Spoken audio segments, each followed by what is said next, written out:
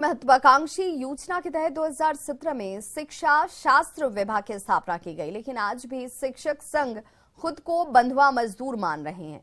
शिक्षकों का कहना है कि उनकी सैलरी स्थायी नहीं है।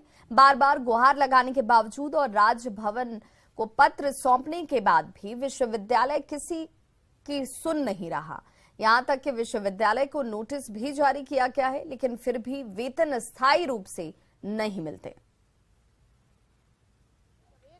विद्यालय मान कर सकते हैं। शिक्षा शास्त्र विभाग शिक्षक संघ इस निर्णय पर पहुंची है कि हम आंदोलन का रास्ता अख्तियार करते हुए फिर से न्यायालय की शरण में जाएंगे अगर हमारी बातों को सुनी नहीं जाएगी। मेरे भविष्य के साथ खेला जा रहा है। जब शिक्षक के भविष्य के साथ खेला जा सकता है तो आप परिकल्पना कीजिए कि वह प्रशिक्षित शिक्षक जिसको प्रशिक्षण की बात करते हैं उसके भविष्य के साथ क्या होगा और बिहार के उस नौनिहालों के साथ क्या होगा। मानदेय कोई विश्वविद्यालय मानदेय दे रहा है, कोई फिक्स वेतन कहकर दे रहा है।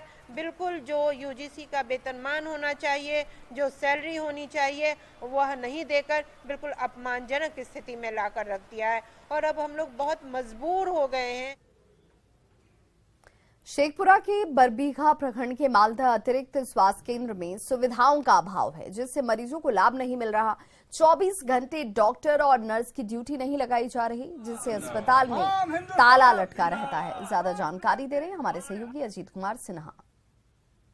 स्वास्थ्य मंत्री तेजस्वी यादव का दावा लगातार होता रहा है कि ग्रामीण स्वास्थ्य व्यवस्था को काफ़ी मजबूत किया जा रहा है। हम आपको दिखाते हैं शेखपुरा जिला का ये मालदा पंचायत का, मालदा मुख्यालय का जो पंचायत का है, अतिरिक्त प्राथमिक स्वास्थ्य केंद्र है। Malda health and wellness centre के रूप में इसको डेवलप किया गया है, लेकिन ज़रूरत है यहाँ डॉक्टर का। डॉक्टर नहीं है, मात्र एक औषधि, एक जो है डॉक्टर रहते हैं, वो भी 2 बजे पर चले जाते हैं।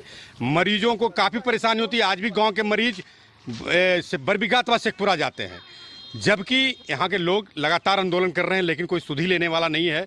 अभी हम पहुँचे हुए हैं अस्पताल के पास जहाँ आंदोलन कर रहे हैं। लोगों से जानना चाहेंगे कि आखिर आपका आंदोलन क्या और क्या डिमांड है। लगातार प्रत्येक दिन 1 बजे लोगों का जुटान इस परिसर में करेंगे, धरना स्थल पर करेंगे और स्वास्थ्य मंत्री तेजस्वी प्रसाद यादव का हम नित्य प्रतिदिन पुतला फूकेंगे और ये भारत के इतिहास में बड़ा आंदोलन के रूप में उभरेगा और यह एक ऐतिहासिक आंदोलन होगा। दिक्कत यहाँ डॉक्टर नहीं रहते हैं। यहाँ प्रसव होता था, प्रसव भी नहीं हो रहा है। 6 गो बेड है, उस पर सब सोने का काम करते हैं। यही सब दिक्कत है। दवा आता है, दना मार के दवा, बुखार का सिर्फ दवा है, इसके अलावा कोई दवा मिलता नहीं है। 4 दिन खुलता है, 4 दिन नहीं खुलता है, आता तब दवा ले बंद रहता है।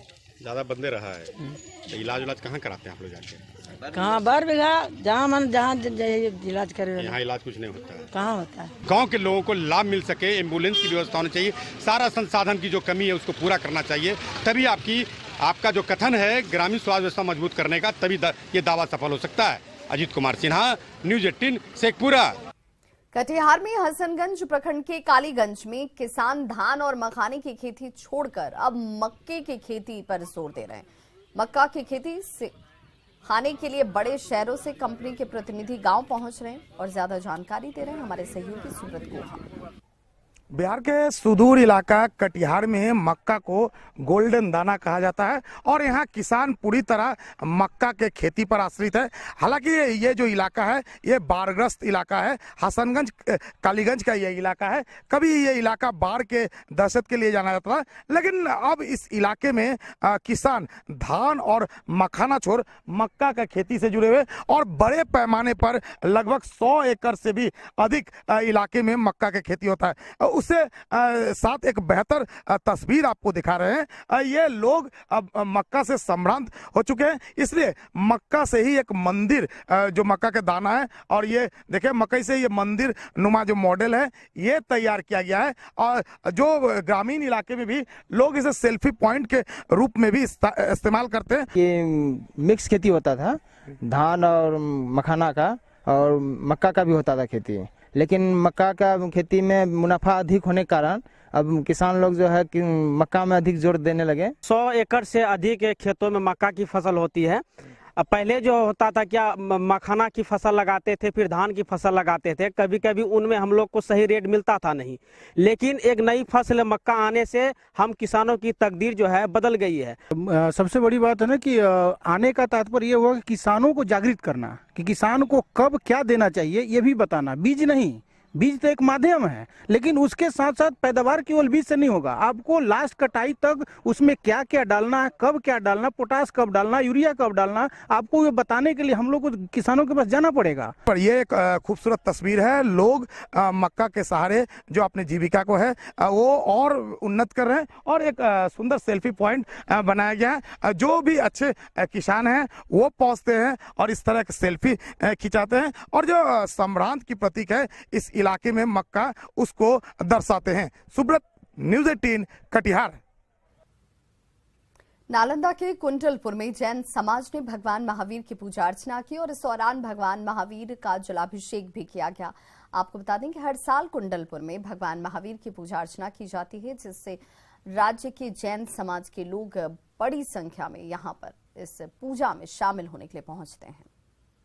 2622वीं जन्म जयंती का समारोह हम सभी मनाने के लिए यहाँ पर एकत्र हुए हैं। कुंडलपुर तीर्थ जो कि भगवान महावीर के स्पर्श से पावन है और हम सभी जैन श्रद्धालुगण भगवान महावीर की वास्तविक जन्मभूमि कुंडलपुर में जन्म जयंती मनाने के लिए एकत्र हुए हैं। हमारे साथ में पीठाधीश स्वस्ति श्री रविंद्र कीर्ति स्वामी जी, भाई अनिल जी एवं दिल्ली से अनेक श्रद्धालुगण यहाँ पर पधारे हैं। इस बुलेटिन में